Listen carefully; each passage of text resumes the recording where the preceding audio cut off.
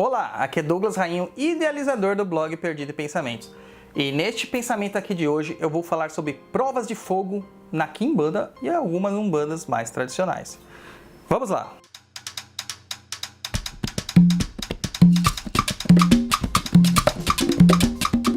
Galera, muito obrigado para você que tem comprado meu livro Conhecendo a Umbanda Dentro do Terreiro. A gente traz uma visão mais tradicionalista da prática de Umbanda. Obrigado mesmo de coração. E eu quero pedir, se você puder, indica o livro para outras pessoas também, tá? Esse livro ele tem toda a sua verba doada para a Casa de Caridade ao qual eu fui formado. E lá é feita a distribuição para manter as obras e a infraestrutura da casa. Muito obrigado mesmo! Então, gente, vamos lá para a questão polêmica das provas de fogo. Antigamente, em umbandas bem mais antigas, existia o que era chamado prova de fogo. Prova de fogo era um teste que determinadas entidades tinham que passar, e os médiuns também, para provarem que estavam incorporados ou que estavam mediunizados adequadamente. Essas provas de fogo acabaram caindo em desuso nos dias atuais, porque a gente não tem mais médiuns que tenham tanta introspecção mediúnica, digamos assim, e que não conseguem aprofundar o transe de tal forma a conseguir elaborar estas provas de fogo. Engana-se quem pensa que só os médiuns inconscientes passavam por isso com êxito. Muitos dos médiuns que passaram por isso eram conscientes e eles conseguiram executar as provas de fogo. E não é andar sobre labaredas, né? Como dizem por aí, andar sobre carvão, sobre brasa. Porque isso aí, na verdade, é PNL. E a gente está em outro paradigma, que é a espiritualidade. As provas de fogo, geralmente, elas eram tidas como algo secreto, um rito de passagem, formado entre o médium, o dirigente da casa e aquela entidade que iria se demonstrar ou iria se homologar ali pela prova de fogo.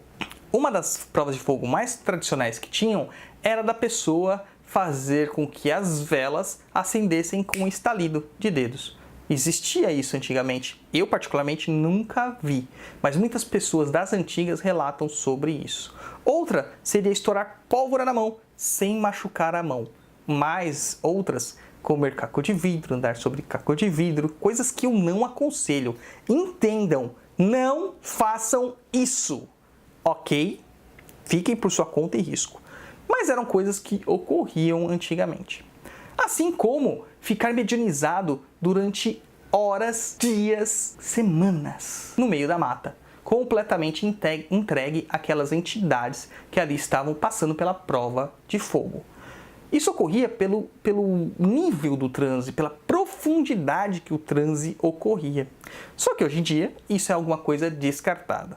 Uma das provas de fogo que deu uma polêmica danada desde a primeira vez que eu falei, que aparece em alguns livros de quimbanda aí, é a prova de fogo do Exu Marabô. Esta prova de fogo consiste do seguinte: o Exu Marabô, ele é um Exu específico, mas acabou se popularizando de tal forma que todo mundo hoje incorpora um Marabô. Ou é um Tiriri, ou é um tranca-ruas. Todo mundo incorpora essa trinca. Mas não é bem assim que funciona. O Marabô é um tipo de espírito que trabalha com pouquíssimos médiuns de fato. Então, geralmente, quando o Marabô se apresenta, ele passa por uma prova de fogo.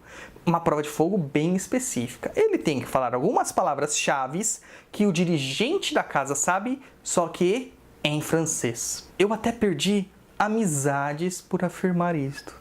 Porque alguém me perguntou e eu disse sim. É assim que funcionava nas provas de fogo.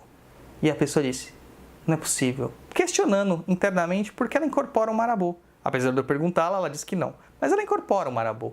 E ela não fala francês, muito menos as chaves de comando. Mas, cara, nem precisaria falar. Em momento algum, eu a chamei de mistificadora ou de charlatã. Eu só disse que na prova de fogo e nas quimbandas mais tradicionais, algumas na verdade, nem todas, havia essa prova de fogo e que ele fazia isto. Assim como outros Exus faziam outras coisas e afins. O que não é o escopo deste nosso querido episódio. A questão aqui é que existiam estas provas de fogo E elas foram abandonadas, porque os médiuns hoje não têm mais a capacidade energética nem a sensibilidade espiritual de se entregar à entidade de uma forma completa. Nem os médiuns conscientes, mais bem preparados, vamos dizer assim, preparados não seria a palavra, mas é o que veio à mente agora, eles não conseguem mais ter esta conexão com a entidade, justamente porque nossa água está poluída, nós bebemos água ruim, nós respiramos um ar ruim, nós vivemos numa cidade poluída, nós comemos alimentos cheios de venenos e outras questões mais que influenciam sim na prática mediúnica, porque mediunidade não advém só do espírito, mas precisa também do componente orgânico e do duplo etéreo. Então, existiam provas de fogo sim, e elas foram abandonadas nos dias de hoje.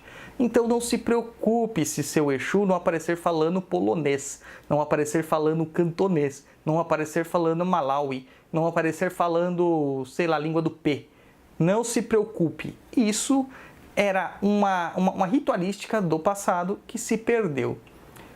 Mas se preocupe sim se seus Exus ficarem bravos se uma pessoa, ou você ficar bravo, né? Se uma pessoa disser que existiam provas de fogo. Ou falar que tudo isso é mentira, tudo isso é invenção, tudo isso é babaquice.